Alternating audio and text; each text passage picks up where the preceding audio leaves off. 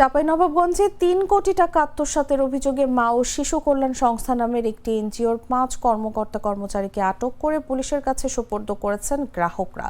বুধবার রাত ১০টার দিকে চাঁপাইনবাবগঞ্জ পৌর এলাকার মা ও শিশু কল্যাণ সংস্থার নামশঙ্কর বাটি বাগানপাড়া শাখায় ওই ৫ কর্মকর্তা-কর্মচারীদের আটক করে পুলিশের হাতে তুলে দেওয়া হয়।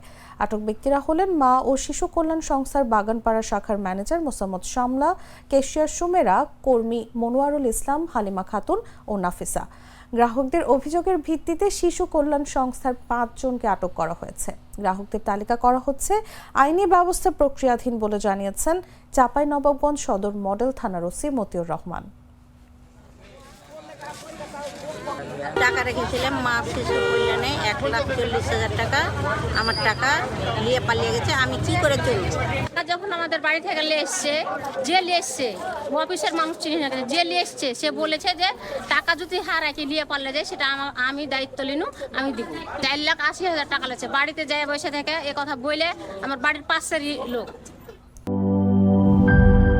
গুড লাক পেনের সফট অয়েল বেসড ইঙ্ক দেয় নিখুঁত লেখার আত্মবিশ্বাস। Good luck pen, make your lakh.